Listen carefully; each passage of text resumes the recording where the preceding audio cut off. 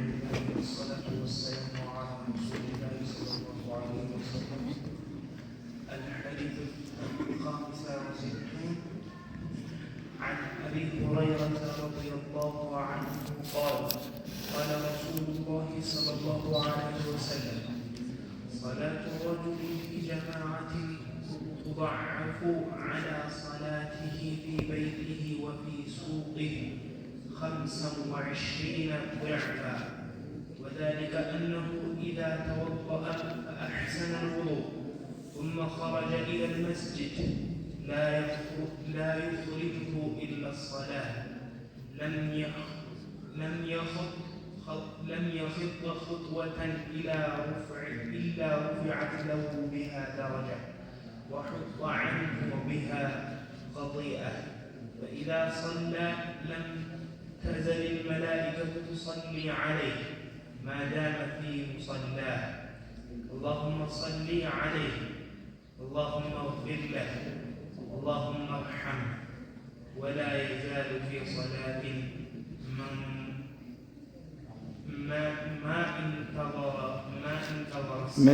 ما انتظر الصلاة.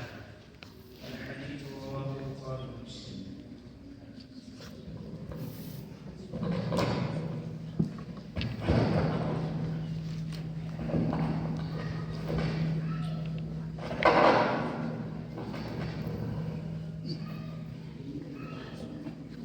بسم الله الرحمن الرحيم. الحمد لله رب العالمين، الصلاة والسلام على رسول الله صلى الله عليه وسلم. حديث ቁጥር 59 عن أبي هريرة رضي الله عنه قال قال رسول الله صلى الله عليه وسلم: صلاة الرجل في الجماعة ሰውየው በጀማዓ የሚሰግደው ሰላት تضعف على صلاته في بيته ቤት ውስጥ ከሚሰግደው ሰላት ይነባበርለታል። ወፊ ሱቂሂ ገበያ ቦታ ላይም ከሚሰግደው ሰላት 25 ዲዕፈን 25 እጥፍ ይባዛል፣ በ25 እጥፍ ይበልጣል። ወዛሊከ አነሁ ኢዛ ተወደዐ ለዚህም ሲባል አንድ ሰው ውዱእ አደረገ፣ ፈአሕሰነ ልውዱዐ ውዱእን አሳምሮ አደረገ፣ ثم خرج إلى المسجد ከዛ ወደ መስጂድ ሄደ። لا يخرجه إلا الصلاة ወደ መስጊድ የወሰደው ነገር ምንም ነገር አይደለም ሰላት ቢሆን እንጂ። ሰላትን አስቦ ብቻ ወደ መስጊድ ውዱእ አድርጎ ከሄደ ለም የኽጡ ኸጥወተን አንዲትን እርምጃ አይራመድም ኢላ ሩፊዐት ለሁ ቢሃ ደረጀተን በዚች በአንዱ እርምጃ ደረጃው ከፍ ቢልለት እንጂ። ወሁጥ አንሁ ኸጢአትን እንደዚሁም ከሱ ላይ ደግሞ ወንጀል ቢታበስለት እንጂ። ወንጀል ይታበሳል፣ ደረጃው ከፍ ይላል አንድ እርምጃ ሲራመድ አለ። ፈኢዛ ሰላ ከዛ መስጊድ ገብቶ ደግሞ ከሰገደ ለም ተዘሊል መላኢከቱ ቱሰሊ ዐለይሂ መላኢካ ለሱ እስትግፋር ማድረጋቸውን አይተውም። ማዳመ ፊ ሙሰላሁ መስገጃው ቦታ ላይ እስከዘወተረና እስከተቀመጠ ድረስ ምንድነው መላኢኮች ዱዓ ያደርጉለታል። አላሁመ ሰሊ ዐለይሂ ጌታዬ ወይ በሱ ላይ በረከትህን አውርድበት፣ አላሁመ እግፊር ለሁ ጌታዬ ወይ ወንጀሉን ማረው፣ አላሁመ ረሐምሁ ጌታዬ ወይ እዘንለት እያሉ መላኢካዎች ዱዓ ያደርጉለታል። ወላ የዛሉ ፊ ሰላት ላይ ከመሆን አይወገድም። መንተዘረ ሰላቱን እስከተጠባበቀ ድረስ። እነዚህ ሁላ ምንዳ መስጊድ ውስጥ መቀመጥ ከቤት ውዱእ አድርጎ መውጣት ያለውን ፈድል ነው የሚያሳየው፣ ያለውን ብልጫ ያለውን ደረጃ ያመላክታል። ሰላቱ ረጁሊ ፊል ጀማዓቲ አሁን የመጀመሪያው የጀማዓን ብልጫ የጀማዓን ደረጃ ያሳያል። በጀማዓ የሚሰገድ ሰላት ቤት ውስጥ ሰውየው ከሚሰግደው በጀማዓ ሚስገድ፣ እንደዚሁም ደግሞ ገበያ ቦታ ላይ ሱቁ ላይ ከሚሰግደው ሰላት በ25 እጥፍ ይበልጣል አሉ። ይሄ ማለት መስጊድ ውስጥ 25 ምንዳ ሲሰጥ ቤት ውስጥ አንድ ብቻ ነው የሚያገኘው ማለት ነው። ወዳሊከ ከዛ በኋላ አሁን ምን አሉ? አነሁ ኢዛ ተወደአ ፈአሕሰነ ልውዱአ፣ አንድ ሰው ውዱ አደረገ፣ ውዱን አሳምሮ አደረገ። ውዱ አሳምሮ ማድረግ ማለት ምን ማለት ነው? ምንም ነገር ቀስር ሳያደርግ ውዱ ላይ ሳያጓድል ሰውነቱን በደንብ አዳርሶ መንካት ያለበትን አካሉን በደንብ አስነክቶ ውዱ ካደረገ ከዛስ በኋላ ثم خرج الى المسجد لا يخرجه الا الصلاه ከዛ ወደ መስጊድ ወጣ። ከቤቱ እስከ መስጊዱ ድረስ ባለው ርቀት ልክ እርምጃ ሲራመድ ለም يخطو خطوة አንዲትንም እርምጃ አይራመድም ኢላ ሩፊዓት ለሁ ቢሃ ደረጀተን። አሁን አንድ ከቤቱ ጀምሮ እስከ መስጊድ ድረስ እግሩን አንዴ ሲረግጥ ደረጃው ከፍ ይላል። ሁለተኛው እግሩን ሲረግጥ ደግሞ ወንጀሉ ይራገፋል። ከቤቱ እዚህ ድረስ 500 እርምጃ የሚራመድ ከሆነ 500 አጅር ያገኛል፣ 500 ወንጀሉ ይራገፋል ማለት ነው። 1000 ራቅ ካለ ቤቱ ደግሞ 1000 ከሆነ 1000 ወንጀል ይራገፋል። ቤቱ በራቀ ቁጥር ወንጀሉ እግሩ ያው ኮቴው የጫማው እርምጃው ስለሚጨምር እርምጃው ጨመረ ማለት ደግሞ ወንጀሉ የሚራገፈው ወንጀል ይጨምራል። ደረጃው አጅሩ የሚሰጠው አጅር እጥፍ ድርብ ይሆናል ማለት ነው። ስለዚህ ሰውየው ሳይሰራች ካለበት ቦታ ተነስቶ ወደ መስጊድ መሄዱ፣ ከዛ ሲሄድ ግን መስጊድ ውዱ አደርጋለሁ ብሎ ሳይሆን መውጣት ያለበት ከቤቱ ውዱ አድርጎ ሲወጣ ነው ይህን አጅር የሚያገኘው። ከቤቱ ውዱ አድርጎ ሲወጣ እሺ ጨርስ ኢላ ሩፊዓት። ከዛ ምን አሉ? ፈኢዛ ሰላ ለም ተዘሊል መላኢከቱ ትሰሊ ዐለይሂ። ከሰገደ ደግሞ መስጊድ ውስጥ መጣ። በዛው ላይ እርምጃ ማግኘት ያለበትን አጅር አገኘ አይደል? ከዛ መስጊድ ውስጥ ከመጣ መስጊድ ውስጥ መጥቶ ከሰገደ ለም ተዘሊል መላኢከቱ ትሰሊ ዐለይሂ፣ መላኢካ በሱ ላይ ዱዓ ከማድረግ እስትግፋር ከማድረግ አይወገድም። አሁን መተን ሰግደናል። ይህንን አጅር እንግዲህ ከሚያገኙ አላህ ያደርገን። ከቤት ውዱ አድርገን እዚህ መጣን። ከዛ በኋላ እዚህ ከመጣን በኋላ ያው መግሪብ ሰገድን። መግሪብ ከሰገድን በኋላ ቁጭ ብለናል አይደለ? እዚህ ያመጣን እዚህ መስጊድ ውስጥ ያመጣን ሰላት ነው። ሌላ ንያ የለም። ለሰላት ብቻ ነው የመጣነው። ሌላ ሽቀላ አለ ተብሎ ሰደቃ አለ ተብሎ ወሬ አለ ተብሎ ምንም አለ ተብሎ ሳይሆን የመጣ ነው ለሰላት። የሙአዚኑን ጥሪ ሰማን፣ አዛን ሰማንና ሰላት ለመስገድ መጣ። ከዛስ ሰላት ከሰገድን በኋላ ቦታችን ላይ አሁን መላኢካዎች እስትግፋር ዱዓ ከማድረግ አይወገዱም። መቼ? ማዳመ ፊ ሙሰላሁ፣ ሰውየው መስገጃው ቦታ ላይ እስከተቀመጠ ድረስ እስከዘወተረ። መስገጃ ቦታ ማለት ያቺ የሰገደባት ቦታ ነው ይላሉ። አይደለም፣ መስጊዱ የመስጊዱ ክልል ከዚህ መስጊድ እስካልወጣን ድረስ ይኸው መግሪብ ሰግደናል። እስከ ኢሻ ከቆየን እስከ ኢሻ ድረስ መላኢካዎች ዱዓ እያደረጉልን ከኛ ጋር ቆይታ ያደርጋሉ። ዱዓቸው ምንድን ነው ከተባለ አላሁመ ሰሊ ዐለይሂ፣ ጌታዬ በሱ ላይ በረከትን አውርድበት፣ በገንዘቡ ላይ በረካ፣ በዕድሜው ላይ በረካ፣ በዕልሙ ላይ በረካ፣ በሁሉም ነገር ላይ በረካ አድርግለት ይላል። ያለ በረካ ዋጋ የለውም። ምንም ነገር እኮ ዋጋ የለውም በረካ ከሌለ። ገንዘብ ቢኖር በረካ ከሌለው 1 ሚሊዮን ብር ቢኖር በቀን 1 ሚሊዮን ብር ገቢ ብታገኝ አይዳረስልህም። ብሩ ከመቼው አለቀ ነው የምትለው፣ ወደ ይጠፋል። በቀን 100 ብር ሰራተኛ የቀን ሰራተኞች ግን ደስ ብሏቸው በቀን 100 ብር አግኝተው ቁርስ በልተው ምሳ በልተው እራት በልተው የታክሲ እንደገና ገንዘብ ከዛው ላይ አውጥተው ሊተርፋቸውም ይችላል። ዋናው በረካ ነው። አላህ ያብቃቃቸዋል።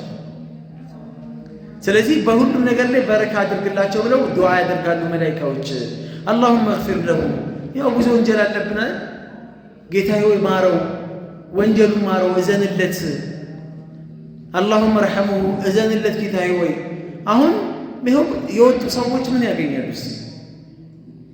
እኛ እዚህ ቁጭ ብለን እዚህ መስጊድ ውስጥ ያለ ሰው ሁላ ቁርአንም የሚቀራው ሐዲስም የሚቀራው ምንም ዚክርም የሚያደርገው ሁላ ይህንን አጅር ያገኛል። ሌላ ቦታ ላይ ማለም ያህደት ውዱእ እስካልፈታ ድረስ ይላል። እዚህ ቁጭ ብላችሁ ውዱእ እንዳትፈቱ፣ ይሄ ሁላ ነገር ታጣላችሁ፣ ውዱእ እስካልፈታ ድረስ ይላል። ሌላ ቦታ ላይ በሌላ ወሬ ቢዚ እስካልሆነ ድረስ ይላል። መስጊድ ውስጥ ቁጭ ብሎ ሰው የሚቦጭቅ ሰው አይጠፋም፣ ሐሜት ውስጥ የሚገባ ሰው አይጠፋም፣ የዱንያ ወሬ የሚያወራ ሰው አይጠፋም። ሰላት ዒባዳውን በተመለከተ በዛ ነገር ላይ ቢዚ ከሆነ ነው ይላል። ወላ የዛሉ ፊ ሰላት መን ተዘረ ሰላት፣ ሰውየው ሰላት ላይ ከመሆኑ አይወገድም ሰላቱን እስከተጠባበቀ ድረስ። ይሄ ደግሞ ሌላ ሽልማት ነው። አሁን ኢሻን ነው የምንጠብቀው አይደል? እዚህ ቁጭ ብለን እየቀራን ኢሻን እንጠብቃለን። ከመግሪብ እስከ ኢሻ ድረስ አንድ ሰው እየሰገደ ቢያሳልፍ የእሱን እየሰገድን እንዳሳለፍን ነው የሚቆጠረው አጅሩ። ይኸው ቂራአት እየቀራን ነው፣ ዚክርም እያደረግን ነው አይደለም። ግን እንደገና ሌላ ተጨማሪ ቦነስ ደግሞ ሰውየው ከመግሪብ እስከ ኢሻ ሰላት ላይ ነው ቆሞ ያሳለፈው ተብሎ እንዳሳለፈ ሰው አጅር ይጻፍልናል ማለት ነው። ይሄ ማለት በቀላል ነገር የምናገኘው አጅር፣ በቀላል ነገር ኢዕቲካፍ መነየት ነው። እዚህ ቦታ ላይ ስንቀመጥ መሄጃ ስላጣን አይደለም የምንቀመጠው፣ ፋራ ስለሆንን አይደለም የምንቀመጠው አይደለም። ለአላህ ኢዕቲካፍ ነይቻለሁ ይቺ ሰዓት ቁጭ ማለት። ከዛ ከገራልን ደግሞ እንደ ሸስልጤ ደግሞ ጠዋት መጥቶ እስከ ዙሁር ደግሞ እንደገና እስከ አስር፣ ከአስር እስከ መግሪብ አስቡታል። ቀላል ነገር አይደለም እኮ በቃ አበደል አበድ በመላኢካ ዱዓ ነው እየተደረገልን የምትኖረው ማለት ነው። አበደል አበድ አንተ እዚህ መስጊድ ላይ እስካለህ ድረስ መላኢካ እስትግፋር ያደርጉልሃል፣ ዱዓ ያደርጉልሃል። እንደገና ደግሞ ሰላት ላይ እንዳለህ ተደርጎ ይጻፍልሃል ምንዳ አጅር ማለት ነው።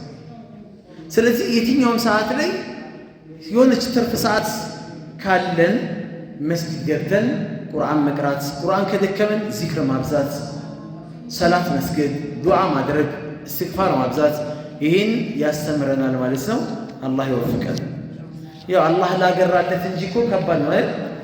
አላህ ያገራልን። መርሐባ። 60ኛው ሐዲስ አን አቢ ሁረይረተ ረዲየላሁ ዐንሁ ቃለ ረሱሉላሂ ሰለላሁ ዐለይሂ ወሰለም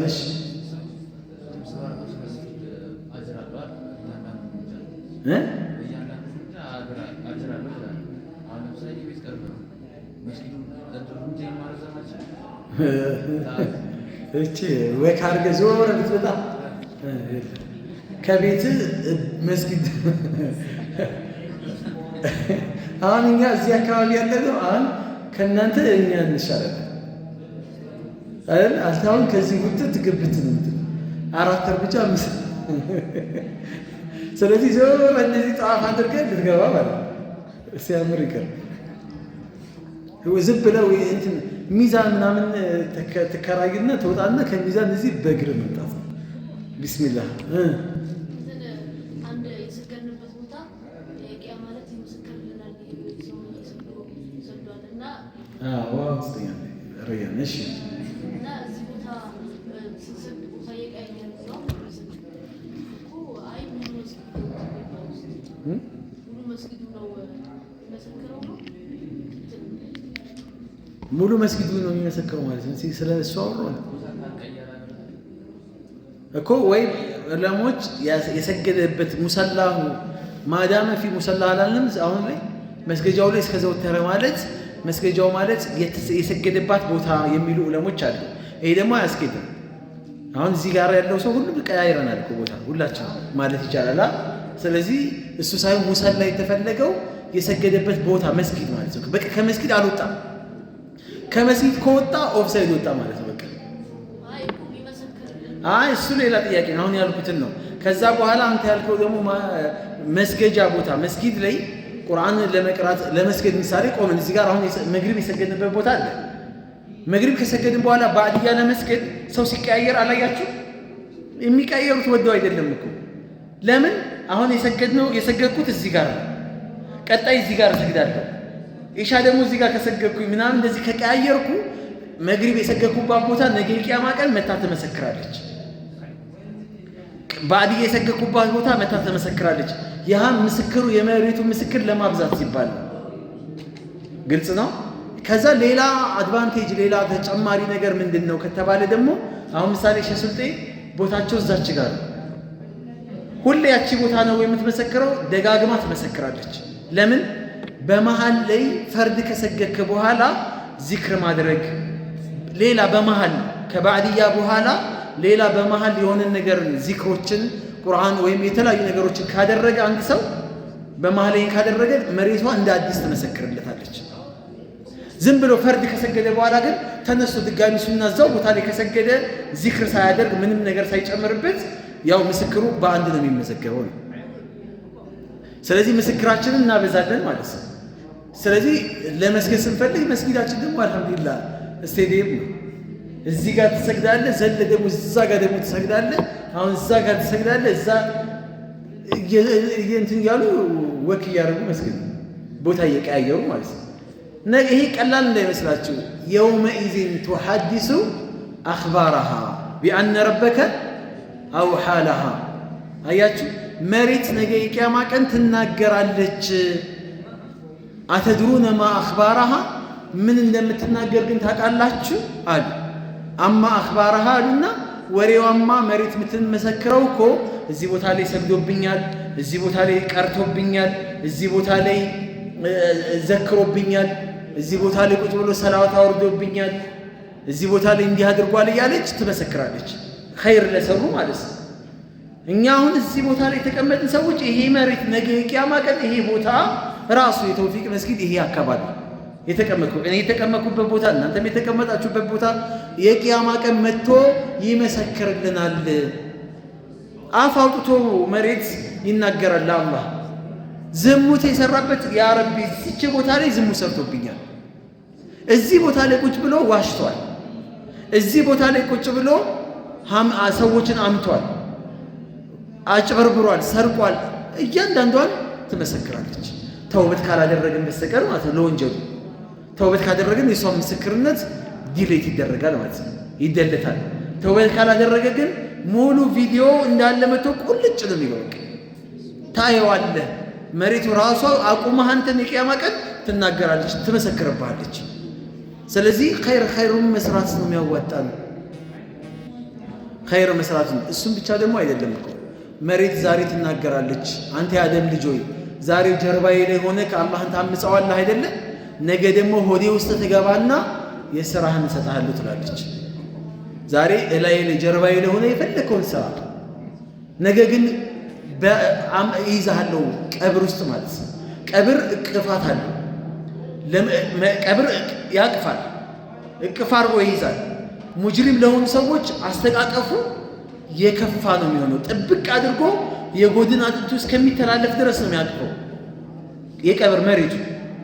መልካም ለሆነ ሰው ደግሞ ቀብሩ ሲገባ ልክ እናት ልጇን እንደምታቅፈው እያባበለ ነው የሚያቅፈው መሬቱ ማለት ነው። ይሄ ነቢዩ ዓለይሂ ሰላም የተናገሩት ነውና ይህንን ያው ዛሬውን ልናስብበት ይገባል ማለት ነው።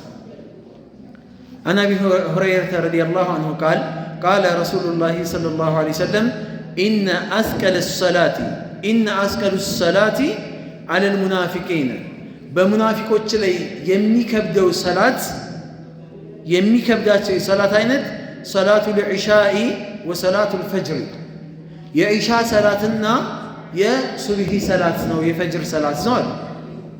ወለው ያዕለሙነ ማ ፊሂማ በዒሻ ሰላትና በሱብሂ ሰላት ላይ መስጊድ በመምጣት የሚገኘውን አጅር ቢያውቁት ኖሮ ለአተውሁማ ወለው ሀብወን ይመጡ ነበረ። ሀብወን ማለት ልክ እንደ ሕፃን ልጅ ዳዴ እያሉ መሄድ እንኳን ቢያቅታቸው በዳዴ እንኳን ይመጡ ነበረ። ወለቀድ ሀመምቱ አን አሙረ ቢሰላቲ ፈቱቃሙ በእርግጥ አስቤ ነበረ ሰላት ኢቃም እንዲባልላት። ثم አሙሩ ረጁለን ከዛ ሰዎችን ላዝ ደግሞ አስቤ ነበረ ፈዩሰሊ ቢናስ ሰዎችን የሚያሰግድ ሰው ማለት ነው። ሰውን አንተ አሰግድ ብዬ ኢማም እኔ ቦታ ላይ ልሾም ኢቃም እንዲባልና ኢቃም ሲባል እንግዲህ ይሰማል። ስለዚህ ኢቃም ከተባለ በኋላ እኔ ማሰግድበት ቦታ ላይ ሰው እንዲያሰግድ ሰው ልተካ። ثم አንጠሊቁ መዕየ ቢሪጃሊ ከዛ በኋላ ከኔ ጋር የተወሰኑ ወንዶችን ይዤ ልሄድ። እነዚህ ወንዶች ደግሞ ማዕሁም ከነሱ ጋር ሁዘሙን ሚን ሐጠቢን ሸክም የእንጨት ሸክም አሸክሚያቸው። ወደ ማን ነው መሄደው? ኢላ ቀውሚን ወደ ሰዎች ላ የሽሐዱን ሰላተ ሰላትን የማይሳተፉ በሆኑ ሰዎች ላይ ኢቃም ተብሎ መስጊድ ሄደው የማይሰግዱ ቤታቸው ወይም ሱቃቸው ወይ የሆነ ቦታ ላይ የተቀመጡ ሰዎችን ፈኡህሪቀ አለይህም በእነሱ ላይ ላቃጥልባቸው ቡዩተሁም ቢናር እራሳቸው እዛ ቤት ውስጥ እያሉ ከነ ቤታቸው በእሳት ላቃጥላቸው አሰብኩኝ አሉ የአላህ መልእክተኛ። ይሄ የሰላተል ጀማዓ መስጊድ ሄዶ የመስገድ አጅሩ ምን ያህል ከባድ እንደሆነ ማሳያ ነው። ይሄንን ላደርግ አስቤ ነበር አሉ የአላህ መልእክተኛ። በቃ ከነ ቤታቸው መስጊድ ያለ ሰው ቤቱ ተዘግቶበት እንጨት ይርከፈከፈበትና እንጨቱ ላይ እሳት ይነድበታል። ከነ ቤታቸው እንዲቃጠሉ መቃጠል ይገባቸዋል። አዛም ብሎ ኢቃም ተብሎ መስጊድ የማይሄዱ ሰዎች ምን አይነት ምክንያት አላቸው? ምንም ዑዝር የለንም፣ ምንም አይነት ምክንያት የለንም። ስለዚህ ይሄ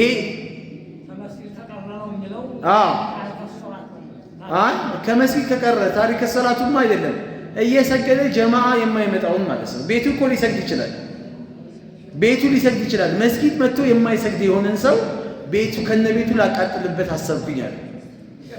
ታሪክ ሰላቱማ እንግዲህ ምንም ጥያቄ የለውም እኮ ማለት ነው። ካፊር ነው እኮ ተብሏል። ሰላት የማይሰግድ ሰው ካፊር ነው።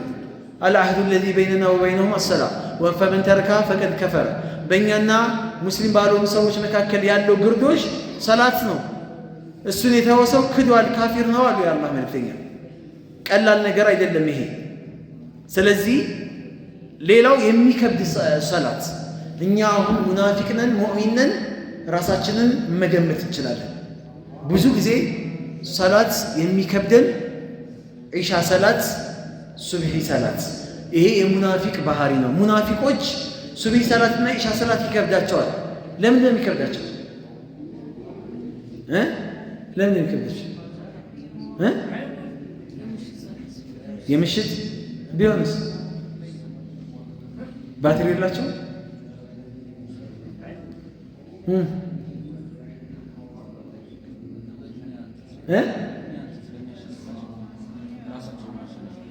ሌላ ሰላትስ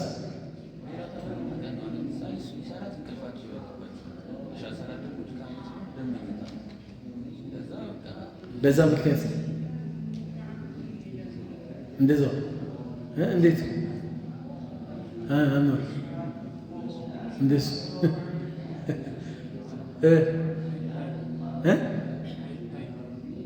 አይታዩም እና አይታዩም እንዲታዩ ነው የሚወጡት። ቀይ ነው ነሱ ሙናፊቆች ኢነል ሙናፊቂነ ፊ ደርኪል አስፈሊ ሚነን ናር ወለን ተጅደ ለሁም ነሲራ። ኢነል ሙናፊቂነ ላ ምንድነው ላ የዝኩሩነ አላህ ኢላ ቀሊላ አላህን ትንሽ እንጂ ሰላት ላይ አያስታውሱትም። እሱንም ደግሞ ትንሿንም የሚያስታውሱት ዩራኡነ ናስ ወላ የዝኩሩነ አላህ ኢላ ቀሊላ። ዩራኡነ ናስ ሰዎች እንዲያዩዋቸው ይፈልጋሉ። ኢሻ ሰላትና ሱቢ ሰላት ሰው አያይም፣ የጨለማ ሰላት ነው። ባለፈው አልተነጋገርንም? የኢሻ ሰላት የአተማ ድቅድቅ ያለ ጨለማ ነው። በአሁን ሰዓት ማብራት የለም እንደ በፊቱ እንዳትቆ። አሁን ሳውዲ 24 ሰዓት ማብራት ለሰከንድ እንዲህ እንኳን አትጠፋም። መካም መዲናም እንዲህ አይነ ብልጭታ ያህል እንኳን አይጠፋም። ስለዚህ ቀኑና ማታ አይታወቅም። አሁን ችግር የለው። በፊት ጨለማ ነው፣ ድቅድቅ ያለ ጨለማ ነው፣ ማብራት የሚባል የለም። ስለዚህ ኢሻ ሰላት ሰው ድቅድቅ ያለ ጨለማ ነው፣ ሰው አያቸው። ሱብሂም ሰው አያቸው። ሰው ካላያቸው ደግሞ ለምን ይሰግዳሉ? እንዳለ ዒባዳቸው ሰው እንዲያያቸው ነው የሚፈልጉት። እኛም እኮ ይሄ ነው ችግራችን። አሁን እያንዳንዱ ዒባዳ ምን ሆኗል? እዩልኝ፣ አሙቁልኝ፣ አድምቁልኝ ሆኗል እያንዳንዱ ዒባዳ። እስቲ እዩልኝ የሌለበት ዒባዳ ምን አለ? ሰደቃ ይሰጣል ሰውየው፣ ስልኩን ያወጣል አይደለ? አሁን የዘንድሮ ሰደቃ እንደዚህ ሰልፊ ያደርጋል፣ በዚህ ይዟል። ያው ይህን ሃይላንድ ዘይት ነው በሉ፣ ይሄ እንደ ዘይት ቁጠሩት። ከዛ ሀጂ አባ እጆች ተዘርጉ፣ እሺ ጠቅ ያደርጋል። ልክ ሲሰጥ ማለት አንድ የሚያነሳው ሰው ከሌለ ሀለብዛ ለካሜራማኑ ይሰጠውና ከዛ እንደዚህ ልክ ሲሰጥ ያ ሰውዬ ሲቀበል እንደዚህ ገብተናል ይለዋል። ገብተናል ሰውዬው ጓጉቷል እኮ ሰውዬው ሊቀበል እኮ ሚስኪኑ ሰውዬው። ካሜራ ውስጥ ካልገባ ግን አይሰጠውም። ልክ እንደገባ እንኳ እጅ ብሎ ይሰጠዋል። ከዛ ካሜራ ቀጭ ቀጭ ይደረጋል አይደለም? ጠዋፍ እየተደረገ ጠዋፍ ላይ ለበይክ አላሁመ ለበይክ ለበይክ እንትን ጠዋፍ ላይ ሰዓይ ላይ ሐጅ ዑምራው ምናምን ያለ ሰልፊ የለም። አሁን የሰልፊ ጣጣ ማለት ነው። እያንዳንዱ ዒባዳ አሁን የቀረው መሰለህ አላሁ አክበር ሰሚ አላሁ ሊመን ሐሚዳ አላሁ አክበር እንደዚህ ከተደፋ ላይታየው ነዋ። ስለዚህ እንደዚህ አድርጎ ሰልፊውን እያየ ሰላት መስገድ ይቀር ነው። ወላሂ አላህ ይጠብቀን። በጣም ከባድ ነው። ሰልፊ ካሜራ የሌለበት ሰደቃ መቅቡል አይደለም የተባለ ይመስል ሰው 3 ሊትር ዘይት ይዞ ይመጣና በካሜራ ይገርፋል።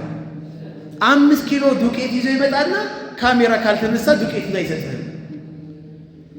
ለምን መሰላችሁ? እገሌ ሰጪ ነው፣ የየቲም አባት፣ እገሌ ማሻአላህ ሚስኪን ነው፣ ሚስኪን ይረዳል ምናምን እንዲባል ይፈልጋል ሰው። አንደኛ ያ ነው። ሁለተኛ ሌቦች ስለሆኑ ሁሉንም አይወክልም። ትክክለኛ የሚሰሩ ሰዎች ይኖራሉ፣ አብዛኞቹ ግን ሌቦች ናቸው። ለምን እንዳልኩ ታውቃላችሁ?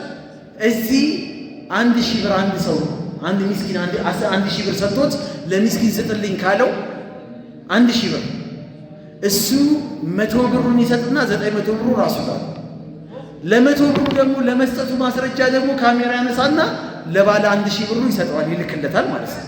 ይኸው ሰጥቼ እነሱን ረድቼ ምናምን ነገር ይላል። መስጊድ አሰራለሁ ይልና አማና ተሰጥቶታል፣ ያሰራል። መስጊዱ ቀጭ ያደርጋል። ዝም ብሎ የሆነ የተቆለለ አሸዋ ያነሳና ጠቅ ያደርግና ካሜራውን ያነሳል፣ ከዛ ይሄዳል። የሆነ እንትን ሲያገኝ ጠቅ ያደርጋል። የተጀመረ መስጊድ ወይም መስጊዱ ላይ ማቴሪያሉ ቆንጆ ያልሆነ ማቴሪያል ያወርዳል። በ5 ሚሊዮን ብር ሊሰራ የሚችለውን መስጊድ እሱ 20 ሚሊዮን ብር ድረስ ሊያስወጣ ይችላል። ሚስኪኖችን እንረዳለን እያሉ ወልዓሚሊና አለይሃ በዚህ ላይ ለሚሰሩ ሰዎች ፐርሰንት ያስፈልጋቸዋል ብለው ፐርሰንት የሚቆርጡ ብዙ ሰዎች አሉ። ወላሂ አሉ ፐርሰንት የሚቆርጡ ሰዎች አሉ። ለሚስኪን ፐርሰንት ማለት ገብቷቸዋል። 10,000 ብር ከተቀበለ ምስኪን ሊረዳበት 100,000 ብር ከተቀበለ ምስኪን ሊረዳበት ከ100,000 ብር 10% እሱ ይወስዳል። 10,000 ብሩ የሱ ነው። 90,000 ብሩ ይሰጣል ማለት ነው ለሰው። ገባችሁ አይደል? 1 ሚሊዮን ብር ቢያገኝ 100,000 ብር ያገኛል ማለት ነው ይሰውዬ። አብዛኛው እርዳታ ድርጅቶች አብዛኞቹ በዚህ ነው የከበሩት። ወላሂ ነው የምላችሁ ምዬ የምነግራችሁ አብዛኛው ከ99% ያላነሰ አብዛኛው በዚህ ነው ያለው። አላህ ያዘነለት ሰው ካልሆነ በስተቀር የቲም እንከባከባለሁ በየቲም ገንዘብ በየቲም ስም ከዓለም አቀፍ ገንዘብ ይመጣለታል፣ በፐርሰንት ይሰራል። ሐቃቸውን ኢነ الذين يأكلون أموال اليتامى ظلما إنما يأكلون في بطونهم نارا وسيصلون سعيرا። እነዛ የቲምን ገንዘብ የሚበሉ ሰዎች በሆዳቸው ውስጥ የጀሃነምን እሳት ነው የሚበሉት። ጀሃነም ደግሞ ነገ የቂያማ ቀን እከታቸዋለሁ አስገባቸዋለሁ ብሏል አላህ። በሚቻል አቅም የየቲምን ገንዘብ ጭራሽ አለመነካካት ይሻላል። ከየቲም ገንዘብ ጋር አለመነካካት፣ ከሚስኪን ገንዘብ ጋር አለመነካካት። በቃ የሚረዳ ይርዳ። በጣም ፈተና ነው። ባንተ አካውንት ዝም ብሎ ይገባል። አስበው ጠቅ ጤን ይላል ስልክ ጤን አሁንም ይላል ጤን ይላል። አንድ ሰው 100,000 ብር አስገባ፣ አሁንም እንደገና 10,000 ብር ገባ፣ እንደገና ሌላው 1 ሚሊዮን ብር አስገባ። ይገባል እኮ እንደዚህ ብሮች ወላሂ ይገባል። ታዲያ አንተ ነፍስያህን አሸንፈ ይሄ የምስኪኖች ሐቅ ነው ብለህ መስጠት ምን ያህል ኢማን ይፈልጋል? የለም ስለዚህ አላህ ይጠብቀን። ከባድ ነው። ሙናፊቆች እነዚህ ሁለቱ ሰላት የከበዳቸው ለዛ ነው። እኛ ስንቶቻችን ሱብሂ እንሰግዳለን? የሱብሂ መስጊድ ውስጥ እዚህ መስጊድ ውስጥ የሚሰግደው ሰው ስንት ሰው እንደሆነ ይታወቃል እኮ። ሱብሂ ሰላት እዚሁ አካባቢ ላይ ሩቅ የሆኑ ሰዎች እሺ ውዝር ሊኖራቸው ይችላል። እዚሁ አካባቢ ላይ ሆኖ ሱብሂ ማየት አሰዋል አይደለም? እዚሁ አካባቢ ሆኖ ይሄ ሙናፊቅ ነኝ ወይስ አይደለሁም ራስን መጠየቅ ያስፈልጋል። ወላሂ ከባድ ነው። ከሁሉም ሰላት ሁሉም ገርቶልህ ሱብሂና ኢሻ ሰላት ካልገራልህ ዋጋ የለውም። አስርም ራሱን የቻለ ለብቻ መጥቷል። አንድ ሰው 10 ሰላት ከሚያመልጠው እሱን ቤተሰቡን ንብረቱን በአጠቃላይ ቢያጣ ይሻላል። 10 ሰላት ራሱ ወቅት በቃ ሞቅ የሚልበት ሰዓት ነው። ሀድራ ላይ ያለውን ሰውዬ ብቅ ጫት የጀመረውን ሰውዬ ምርቃ ነው የሚጀምርበት ሰዓት፣ ሞቅ ደመቅ የሚልበት ሰዓት ነው። ይሄ ከ10 ጀምሮ ከ10 በኋላ ያለው ሰዓት ይኸውላችሁ እኔ በምን አወቃለሁ? ሱቅ በፊት ሱቅ እየሰራሁ የሱቅ የሰፈር ፍንዳታዎች አሉ እና ጫት የሚጀምሩት ዙሁር ላይ እስከ ዙሁር ድረስ ሱብሃንአላህ። አውሬ ታውቃላችሁ? አውሬ ናቸው። በቃ ለምን አየኸኝ ብሎ በቦክስ ይላል፣ በጫማ ጥፊ ይላል፣ ይፈነክታል። እና ወላሂ ለምን አየኸኝ ብለህ ለምን ትስቃለህ ምናምን ብሎ ሁላ ይጣላሃል። በቃ የሰፈሩ ካቦ ናቸው። ከዛ እኔ ሱቅ እየሰራሁ አምጣ ይለኛል። ፊቱን አየዋለሁ። ምንድን ነው የምትፈልገው እለዋለሁ። ጁስ ይጠጣል፣ ብስኩት እሰጠዋለሁ፣ ይወስዳል። ምክንያቱም አንድ መልስ ከመለስኩለት ሊያጣጋኝ ነው፣ ጧ ሊያደርገኝ በቃ። ምክንያቱም አንድ ጊዜ ሞክሬያለሁ፣ ደግሞ በሌላ ሱቅ ነጋዴ ሞክሬ አንዱ አይኑን አጥፍቶታል፣ በጫማ ጥፊ ብሎት ማለት ነው። እኔ ተከለከለኛለህ ምናምን ነገር። ከዛ እኔ ምን አደርጋቸዋለሁ? የሚፈልጉትን እሰጣና እጽፋለሁ። ከዛ በኋላ የሚቀሙበት ቦታ አውቀዋለሁ። ከኔ ሱቅ አጠገብ ሻይ ቤት አለ። ባምቧ ነው የሚቀሙት፣ ቡቡ ብለው ይቅማሉ። ይህን ጫት። ከዛ መጨረሻ ላይ ልክ 11 ሰዓት አካባቢ መግሪብ ሊደርስ ከ10 በኋላ መግሪብ ሊደርስ ሲል መላኢካ ታውቃላችሁ? ሱብሃንአላህ መላኢካ አንዳንዴ ጠርተውኝ ጭማሪ ብሩ ላይ ይሰጡኛል። እዳቸውን ብቻ ሳይሆን ወላሂ እዳቸውን ብቻ ሳይሆን ጭማሪ ብሩ ላይ ይሰጡኛል። አንዳንድ ጊዜ ስንት ብር ያለብኝ ምናምን ነገር ይሄን አለ ስራው አረ ስራው የሰው ሀቅን ያደርግልኛል ይላል። ቁጭ ሰላት ምናምን እኮ የለም ግን የሰው ሀቅ ሂሳብ ቁጭ ብዬ እሰራለሁ። አሁን ምን አደርጋቸዋለሁ? ነገ የሚወስዱትን አንድ ላይ ሂሳብ እሰራለሁ። ለነገም ጭምር አንድ ላይ ዛሬ ሂሳቤን እዘጋለሁ። ከዛ ነገ ሲፈልጉ እሰጣቸዋለሁ። በቃ ብር አይከለክሉኝ። አንድ ቀን 8 ሰዓት ላይ አይታችሁ ከሆነ አሜሪካን ግቢ ሙሰማ ካስታወስከው አላውቅም። አሜሪካን ግቢ ኃይለኛ እሳት ተነሳ፣ እሳት አደጋ። ከ8 ሰዓት ጀምሮ እስከ ኢሻ አካባቢ የፈጀ በአዲስ አበባ ታሪክ ታይቶ የማይታወቅ የእሳት አደጋ። ከዛ ማን እንደማይታወቃላችሁ እነዚህ የመረቀኑት ሰዎች እሳቱ እዛ ጋር ነው የሚወጡት፣ ወደዛ ነው ውሃ ይዘው እኮ ነው በባሊ ውሃ ይዘው በለው አጥፋው እያለ ወደዛ ይሮጣሉ። እዛ ሩጠን ደግሞ እነሱን እንመልሳቸዋለን። ድብልቅልቃቸው ነው የሚጠፋው። ለምን? በመመርቀንና ባለመመርቀን መሀል ላይ ነበር የነበሩት። ገና ብው እያሉ ነበር። ከዛ እሳቱ መጣባቸው። አንዱ እንትን ላይ ይወጣል። ይሄ ጉንጩ እንደወጠረ እንትኑ ላይ ጣራው ላይ ይወጣል። ከዛ እንደገና ተነስቶ ይወርዳል። ውሃ ደረቅ እንትን ላይ እኮ ነው ውሃም ያፈሰው ደረቅ ምንም ውሃ እንትን እሳት የሌለበት ቦታ ላይ ወይ ጫት ወላሂ ጫት እናትን ጫት አለ ሰውየው በጣም ተናዶ ዱንያውን እንትን ብሎበት ማለት ነው። እና ከባድ ነው። ከዚህ ሀል ተነስቶ ሰላት መስገድ በጣም ከባድ ነው። ወላሂ በጣም ከባድ ነው። አላህ ይጠብቀን። በዚህ ፈተና በጫት ፈተና የተፈተኑትን አላህ ነጃ ይበላቸው። አላህ ነጃ ይበላቸው።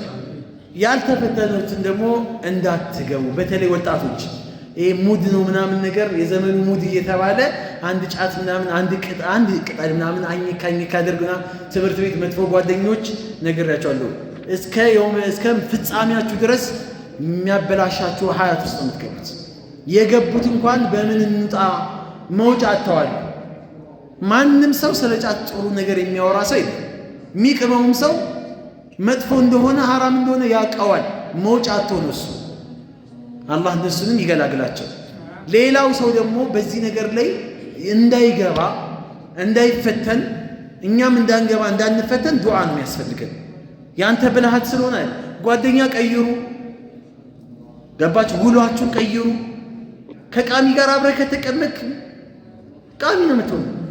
አንዳንዴ ባትቅመው ይኸው ዩሱፍ ነበር ካላቀ እማይቅም ሰው ራሱ እንደሚመረቅን ታውቃላችሁ። ይኸው የኡስታዝ መሐመድ እዚህ መስጊድ በፊት ኢማም የነበረው በሸንድሪስ ቦታ ላይ ተጠቃው እንደው ያን ቀን በነበርኩኝ ይላለኝ። እኔን ጠርተውኝ እኔ አልተመቸኝም አለኝ። ከዛ አንድ ቅጥቅጥ መኪና ሞልተዋል የዚህ መስጊድ ጀማዎች። ዩሱፍ ነበር ይኸው ነበር ጥቅጥቅ ብለው ሞልተው እየሄዱ ለሰርግ እኮ ነው የሚሄዱ።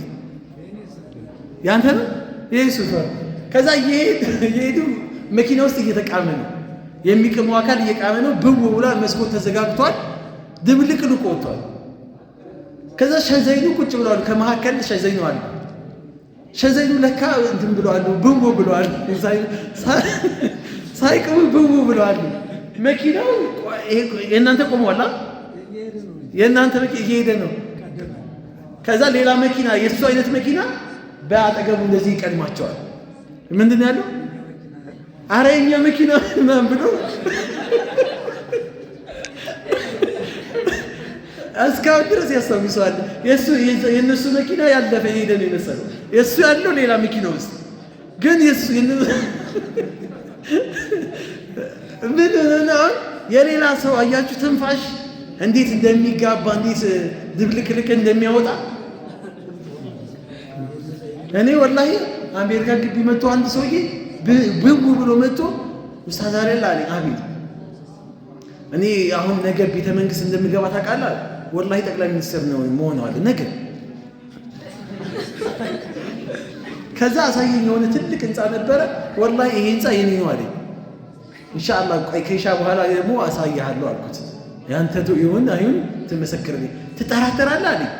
በቃ ህንፃዎቹ የነሱ ናቸው፣ መስጊዶቹ የነሱ ናቸው፣ ኢማም ናቸው፣ ጀነት ገብተዋሉ። 100,000 እስትግፋር ሊያደርጉ ይችላሉ። በምርቃነ ሰዓት ሌሊቱን ሙሉ አይተኙ ምናምን ነገር በእስትግፋር በሰላት ምናምን ሊያሳልፉ ይችላሉ። ከቀረች ግን እቺ ቀረች ነው። አንድ ሱብሃንአላህ በልትለው አይል አንድ በዚህ ኃይል መኖር ደግሞ እንደ ኢስላም ደግሞ አግባብ አይደለም። ገብታችኋል አይደል?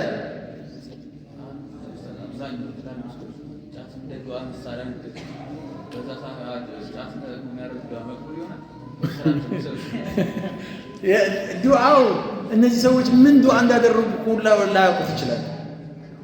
አሁን እኮ በፊት ጫት የሚቅሙ ሰዎች እንዳሁኑ ድብልቅልቅ አይሉ ነበር። የድሮ አባቶች ዝም ብለው ትንሽ ነካ ነገር ያደርጋሉ። ከዛ ሰዓታቸውን በእስትግፋርና በተለያዩ ዱዓ ምናምን ነገር ያሳልፋሉ። የእውነትም ለዛ ይጠቀማሉ። አሁን ጫት የሐሜት ነው። በጫት ሰበብ ሰዎች ይሰባሰባሉ። ቅርጥፍ አድርገው ሐሜት ነው ቁጭ ብለው። ድሮ እኮ ጫት ራሱ እኮ ክብር ነበረው እኮ። የሚገርማቸው እኔ ለአባቴ ጫት ገዝቼ ስመጣ አላህ ይዘንለት እንደዚህ ደብቄው ከመከበሩ የተነሳ ደብቄ ይዤ እመጣለሁ እንደዚህ። ከዛ በኋላ መጥቼ አስቀምጥለታለሁ። ዳንቴል ይለብሳል፣ ጫቱ ይሰተራል። ከዛ ቀስ አድርጎ ሳብ አድርጎ ይቅምና ጫት እንጨቱ ራሱ ለብቻው መጣያ ለብቻ ቦታ አለ። አሁን ጫት እዚህ ውስጥ ገብቶ እንትኑን ራሱ እኮ አሳጥቶታል። እዚህ ሰው ገብቶ ሽንት ብሎ ነው የሚቃመው። እንትኑ ራሱ ጠፍቷል። አሁን ራሱ በቃ የዱርዬነት መነሻ ሆኗል። እንትኑ ራሱ ምንም ጥቅም የለውም። አላህ ያንሳላቸው። አዛን ከደረሰ አዛን ብሎ እንዲህ አታፍጥጡ ብሎ ደርሷል። እሺ ፏድ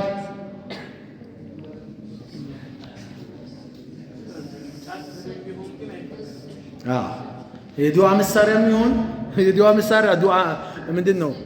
የዱዓ መሳሪያ ምንድን ነው? ሰላት ወደ ቂብላ መዞር ነው።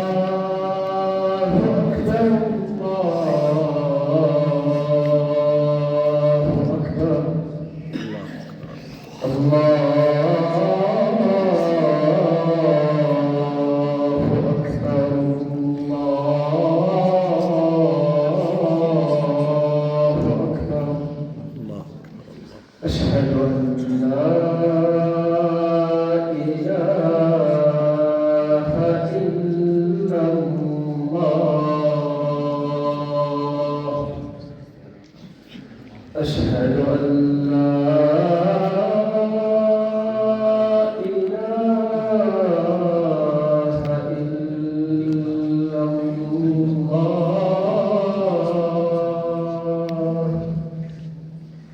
أشهد أن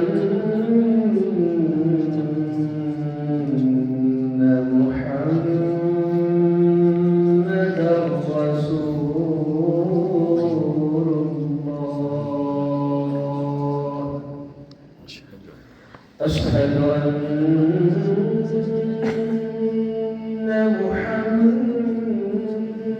محمدا رسول الله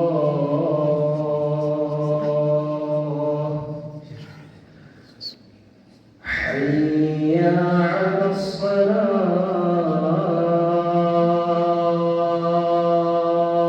الصلاة حي على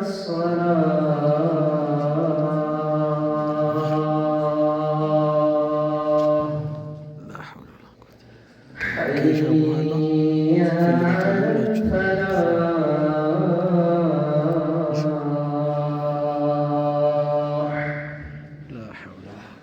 حي على الفلاح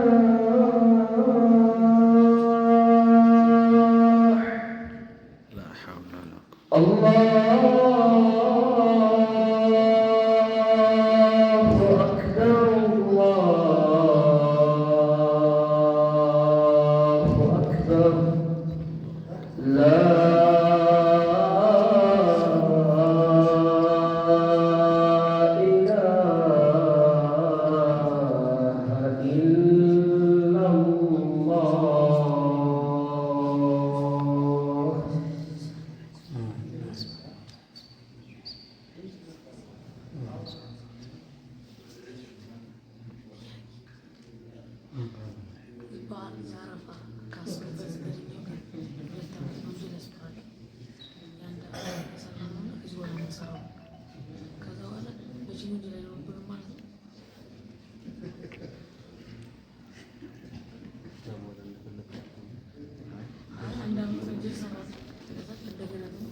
እኮ አንደኛ ትናንሽ ወንጀል ነው። ሁለተኛ ደግሞ ይማር አይማር አታውቅም። ያስምራል ተባለ እንጂ አላህ ከማራቸው ሰዎች እንሆን አንሆን የምናውቀው ነገር የለም። عن عبد الله بن عمر رضي الله عنهما عن النبي صلى الله عليه وسلم قال إذا استأذنت أحدكم امرأته كنا أنت عنداتشو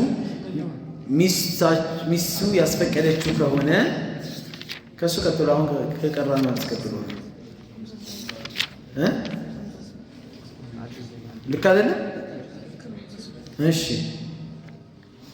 إلى المسجد ወደ መስጂድ ለመሄድ ካስፈቀደች فلا يمنعها እንዳይከለክላት አሉ። قال راوي من ይላል عبد الله بن عمر فقال بلال بن عبد الله تبالى صحابة من آله والله لنمنعنهن والله انكلك العتشوالن آله قال فأقبل عليه عبد الله ودسوا زور علينا فسبه سبا سيئا مدفو سدم سدبه كذا ما سمعته سبه مثله قد عند زين السدب سيسدبه ሰምቼ አላውቅም አለ። ወቃለ ብሎ አለ أخبرك عن رسول الله صلى الله عليه وسلم ስለ ነቢዩ እነግርሃለሁኝ ነቢዩ ተናገሩ ብዬ እነግርሃለሁ ወተቁሉ ትላለህ ወላሂ ለነምነዐነሁነ ነቢዩ አትከልክሏቸው ብሏል ብዬ የነገርኩህ አንተ ወላሂ ከለክላቸዋለሁ ትላለህ ብሎ ሰደበው። ወፊ ለፍዚ ላ ተምነዑ ኢማአ አላሂ መሳጅድ አላህ የአላህን ሴት ባሮች የአላህን መስጂድ አትከልክሏቸው አለ።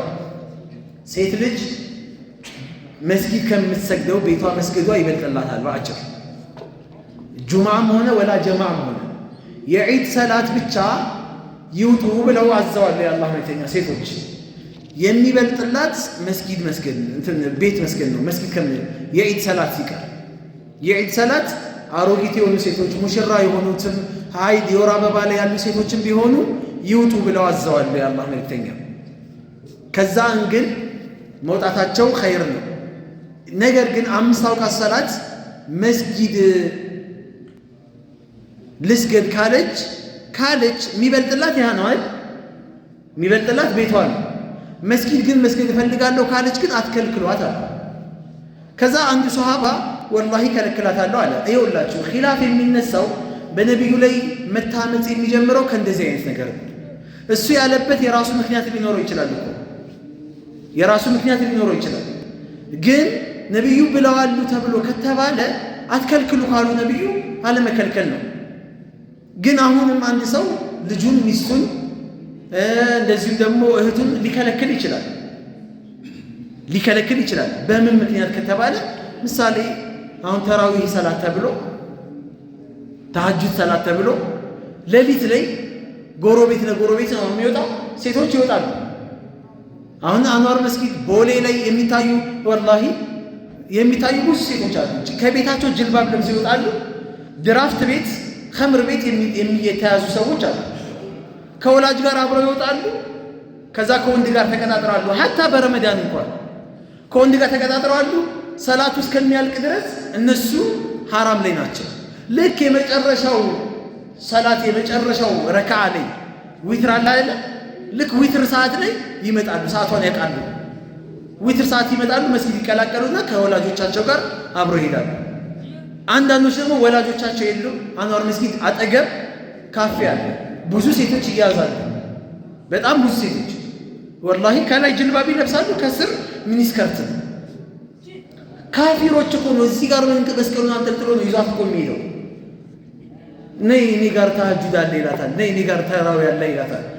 ተራዊ ያሰግዳታል። እዛ ወስዶ የራሱን ተራዊ ማለት ነው። ሴቶች እህቶቻችን በዚህ መልኩ ተበላሽተዋል። አሁን እነዚህ ይከለከላሉ አይከለከሉ? አሁን ይኸውላችሁ በረመዳን ለይለተል ቀድር ለማግኘት ማለት ነው። ይሄ መጣና ሰውየው እኮ ነው ወጠምሻ እኮ ጎረምሳ ነው። እሱ ሰጋጅ እኮ ነው። ያንኳኳና ኢማን ነይ እንጂ ተራዊ ተሐጁድን ይላል። ከዛ ትወጣለች። እቅፍ አድርጓት ለይለተል ቀድር ለማምጣት እኮ አጅነቢ ሴት አቅፎ መስጊድ ሄዶ ሰግደው እሷም ሰግዳ እሱም ሰግዶ ይመጣሉ። ከዛ መንገድ ላይ ይገናኛሉ። ወደ ቤት ሲመለሱ እንዴት ነበር የዛሬ ሰላት ይባባላሉ። ከዛ ይሄ ኢባዳ ነው እዳ ነው የሚባለው። ሌሊት አንኳኩቶ አጅነቢ ይዞ የሚሄድ ሰው ቤተሰብ ሂጂ ብለው ይቀሰቅሷታል። ጎረቤት አሁን በዚህ ዘመን ደግሞ ጎረቤት የማይታመንበት ዘመን ነው። ነቢያችን አለይሂ ሰላም አንድ ሷሃባ ነቢዩ ጋር መጣና ምን አላቸው መሰላቸው? አንቱ የአላህ መልእክተኛ ሆይ ማ ሁወ አዕዘሙ ዘንብ አላቸው። የወንጀሎች ሁላ ትልቅ ወንጀል ምንድን ነው ብሎ ሲጠይቃቸው አንተ ጀዐለ ሊላሂ ኒደን ወሁወ ኸለቀከ፣ አላህ ብቻውን ፈጥሮ ለሱ አጋሪ ተጋሪ ማድረግህ ነው አሉ። ሌላው ይጠቅማል ይጎዳል ማለት ትልቅ ወንጀል ነው አሉት። ሱመ ማዛ አላቸው። ከዛስ በኋላ ብሎ ጠይቃቸው። ከዛ በኋላ ልጅህን ልትገለው ነው ከኔ ጋር ምግብ ይበላል ብለ ሪዝቅ ያጠባል ብለ ኑሮ ያስወግዳል ብለ ልጅህን መግደልህ ነው አለ። መግደል ማለት ምን ማለት ነው? የተረገዘ ልጅ ማስወረድ ማለት ነው።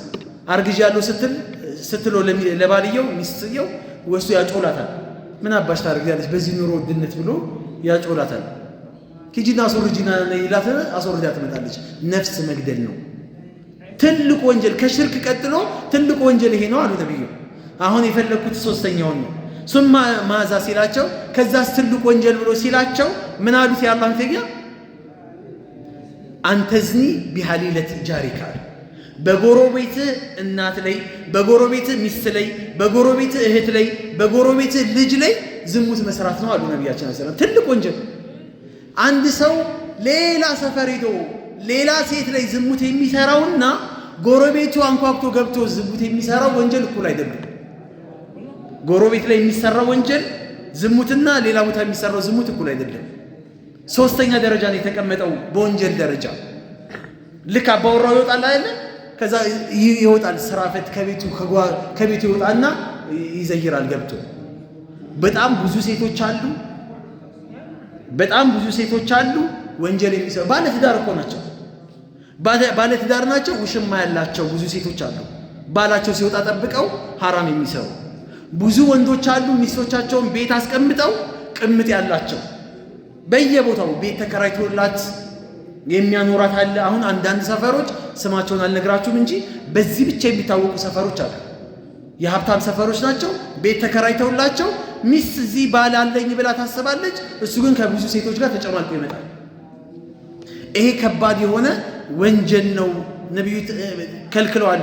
እንደዚህ አይነት ሴቶች ልጄ ወጣ ዱርዬ ትሆናለች ከተባለ ትከለከላለች። መከልከል አለባት። ሰላቷን በቃ ቤትሽ ቁጭ ብለሽ ስገጂ፣ አጅሩ የሚበልጥልሽ ቤት ውስጥ ነው፣ ቤት ስገጂ ትባላለች። እናታችን አይሻ ምን አሉ? ይኸውልህ ነብዩ ከሞቱ በኋላ 50 ዓመት ኖራለች አይሻ። ከነብዩ በኋላ ነብዩ ሲሞቱ እድሜዋ 18 ዓመት ነበር። ስትሞት በ50 ምናምን ዓመት 60 ምናምን ዓመት ነው የሞተችው። ከነብዩ በኋላ ከ50 እስከ 55 ዓመት ድረስ ኖራለች። ብዙ ነገሮችን አይታለች አይሻ። እና አሁን ያለንበትን ዘመን አለች ገና የሰሃቦች እኮ ሞቱ አላለቁ። በዚህ ዘመን ላይ የሴቶችን አለባበስ ነብዩ ቢያዩ ኖሮ ወላሂ መስጊድ መሄድ እንኳን ይከለክሏቸው ነበር አሉ። በዚህ ዘመን አሁን ደግሞ አይሻ አሁን እኛ ያለንበትን ዘመን ብታይ ኖሮስ ምን ትላለች?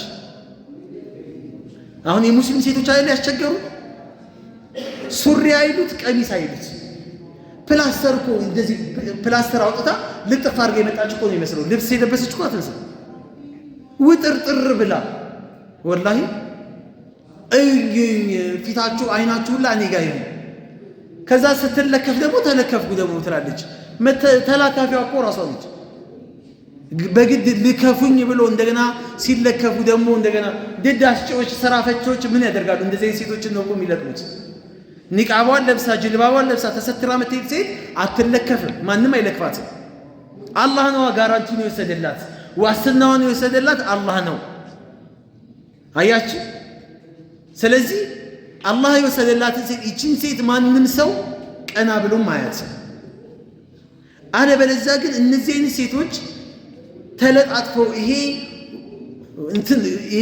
የቄራ እንትን እኮ ውሻ ነው የሚመስሉት እኮ ከንፈራቸው ቀይ የሆነ ነገር ተለቅልቀው መጥተው ቅንድባቸውን ተሰርተው ይሄ እንትናቸውን ተሰርተው ምናምን ነገር ከዛ የለበሱት ልብስ ተለጣጥፎ ምናምን ነገር ከካፊሮች የባሰ ልብስ ነው ዛሬ ሙስሊሞች የሙስሊም ሴቶች እየለበሱ ያሉት። ጸጉር ደግሞ አሁን ግማሽ ሂጃብ ተጀምሯል። ደግሞ እንደዚህ አይነት ሴቶች የጸጉር ስታይላቸው ያካሂዳቸው ምናምን የአላህ መልእክተኛ ሐዲስ ላይ ተናግረዋሉ። ሲንፋኒ ሚን አህሊ ናር፣ ሁለት አይነት ቡድኖች አሉ የጀሃነም የሆኑ ናቸው። እነዚህን ሴቶች በምናነሳበት ሰዓት ላይ አባት፣ ወንድም፣ ባል ይመለከተዋል። እነሱንም ይዘው ነው ጀሃነም የሚገቡት። ከቤት ይህንን አለባበስ ለብሳ ስትወጣ አባቷ እያያት ዝም የሚላት ከሆነ ወንድሟ እያየ ታናሽም ይሁን ሰባብራ አስቀንጣት እንደዚህ አይነት አለባበስ ለብሳ ስትወጣ። አንዳንድ ሴቶችማ በጣም ሀያ የሌላቸው ከመሆናቸው የተነሳ ባቢ ዳድ እንዴት ሰው ብላው ትወጣለች። አሪፍ ነው ኧረ ልጄ ምናምን ነገር ደረሽልኝ ብሎ አባብሎ የሚያስወጣትም ይኖራል። ወንድሟንም አስተያየት ጠይቃ የምትወጣ ሴት ትኖራለች። ባሏንም ጠይቃ ልትወጣ ትችላለች። አንድ ሴት ልጅ ጀሃነም ስትገባ ባሏን፣ አባቷን፣ ወንድሟን፣ ልጇን ይዛ ነው ጀሃነም የምትገባው። ብቻዋን አትገባም። መከልከል የሚችሉ ወንዶች እነዚህ ናቸው። ሁለት አይነት ሰዎች አሉ ከኔ በኋላ የሚመጡ የጀሃነም የሆኑ እኔ ማላያቸው ግን አልደርስባቸውም አሉ ነብዩ። ከነሱ ውስጥ አንደኛዋ ካሲያቲን ዓሪያቲን ማኢላቲን ሙሚላቲን ሩኡሱሁነ ከአስኒመቲል ሙሽጢል ማኢላት። ካሲያቲን የለበሱ፣ ዓሪያቲን የተራቆቱ ለብሳ ያለበሰች ማለት ነው። እዚህ ጋር ስትታይ የሆነ ነገር አላደርጋለች፣ ተከሻዋ ተሸፍኗል። እዚህ ጋር ስትመለከት ደግሞ አልለበሰችም። እዚህ ጋር ስታይ ለብሳለች፣ ዝቅ ስትል አልለበሰችም። ለብሳለች ነው የምትባለው ወይስ አልለበሰችም? ግራ የምታጋባ ሴት ትመጣለች አሉ ነብዩ። የቂያማ መዳረሻ አካባቢ ስለ እነዚህ ሴቶች ተናግረዋል። ማኢላት ሙሚላት። ከዛ ራሳቸው ሁለት ትርጉም አለው ይሄ። ራሳቸው ከሐቅ መንገድ ላይ ተዘናብለዋሉ፣ ሰዎችንም ከሐቅ መንገድ ላይ የሚያዘናብሉ ማለት ነው። رؤوسهن كأسنمة المشط المائلات የፀጉር አሰራራቸው ልክ እንደ ግመል ሻኛ እንዲህ ወይ የቆመ ነው ወይ በዚህ በኩል ያደረጉት ወይ እንደዚህ ይገትሩታል። ነብዩ አልተናገሩም? የግመል ሻኛውን እዚህ ጋር ሆኖ አንዴ ወደዚህ ይላል አንዴ ወደዚህ ይላል። እሷ ስትሄድ አንዴ እንደዚህ ትላለች ሚን ንቂን ትላለች። ወይንም ደግሞ የፀጉሯ አሰራሯ አንዴ በዚህ ይሆናል። እነዚህ የሴተኛ አዳሪ አይነት አለባበስ ነው፣ መለያ የነሱ ነው። እነዚህ ሰዎች አሉ መጨረሻ ላይ ላ የድኹልነ الجنة ጀነትን አይገቧትም። ወላ የጂድነ ሪሐሃ የጀነትንም ሽታ አያገኙም አሉ። ወኢነ ሪሐሃ ለመሲረቱን ከዛ ወከዛ የጀነት ሽታ ገና ጀነት ልትደርስ 70 ዓመት በሌላ ዘገባ ላይ 100 ዓመት ሲቀር ሽታው እዚህ ጋር ይሸታል። ገና ጀነት ለመድረስ 100 ዓመት ይቀራል እኮ የ100 ዓመት ጉዞ ይቀራል። የ100 ዓመት ጉዞ ሲቀር እዚህ ጋር የጀነት ሽታ ይሸታል። እሱን ሽታ እንኳን አያገኙም አሉ የአላህ መልእክተኛ እንኳን ጀነት ሊገቡ። ስለዚህ በጀነት ቀልድ የለም። እህቶቻችንን ባለቤቶቻችንን ልጆቻችንን ያው አደብ ልናስይዝ ይገባል። እኛው ቤት ውስጥ አለን አልሞትንም። እኛ ተጠያቂ አላህ ጋር ተጠያቂ እንሆናለንና ይሄንን አደራ ለማለት ያህል ነው። አላሁ አለም። ሱብሃነከ አላሁመ ወቢሐምዲክ አሽሀዱ አን ላ ኢላሃ ኢላ አንተ አስተግፊሩከ ወአቱቡ ኢለይክ።